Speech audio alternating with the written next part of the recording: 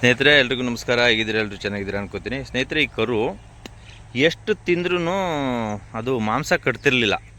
ಒಂದು ಡಿವಾರ್ಮಿಂಗ್ ಮಾತ್ರೆ ಹಾಕಿದ್ದೆ, ಹೋದ ವಿಡಿಯೋದಲ್ಲಿ ನಾನು ತೋರಿಸಿದ್ನಲ್ಲ ಮಾತ್ರೆ ಹಾಕಿದ್ದೆ. ಇವತ್ತು ಸಗಣಿಲಿ ನಾನು ಫೋಟೋ ಹಾಕ್ತೀನಿ, ಅದು ವಿಡಿಯೋ ಮಾಡ್ಕೊಳ್ಳೋದು ಮರೆತುಬಿಟ್ಟೆ, ತುಂಬಾಕ್ಬಿಟ್ಟೆ ಕಸನ. ಆ ಫೋಟೋನ ಇಲ್ಲಿ ಹಾಕಿರ್ತೀನಿ. ಆ ಫೋಟೋದಲ್ಲಿ ನೋಡಿ ಎಷ್ಟು ಹುಳುಗಳು ಅಂದರೆ, ಅದು ದೊಡ್ಡ ಹುಳು ಸತ್ತೋದಾಗ ಆ ಥರ ಬರುತ್ತಂತೆ. Veterinary doctor ಕರೆಸಿದ್ದೆ. ಅವ್ರು ಹೇಳಿದರು, ಇದು ಡಿವಾರ್ಮಿಂಗ್ ಮಾತ್ರೆ ಹಾಕಿದ್ದೀವಲ್ಲ, ಅದು ಹುಳುಗಳೆಲ್ಲ ಹೊಟ್ಟೆ ಒಳಗೆ ಸತ್ತೋಗಿದ್ದಾವೆ ಅಂತ ಅಂದ್ಬಿಟ್ಟು.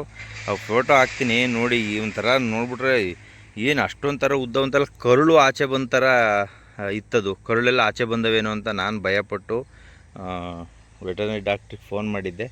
ಅವರು ವಾಟ್ಸಪ್ ಮಾಡಿ ಅಂದರು. ಅದನ್ನು ಫೋಟೋ ಹೊಡೆದು ವಾಟ್ಸಪ್ ಮಾಡಿದ್ದೆ.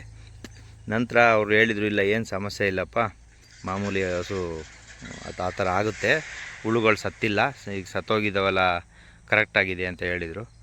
ಆ ವಿಡಿಯೋನ ನಿಮಗೆ ಅದೊಂದು ಫೋಟೋನ ಶೇರ್ ಮಾಡ್ತೀನಿ. ಎಲ್ರಿಗೂ ನಮಸ್ಕಾರ. ಜೈ ಹಿಂದ್.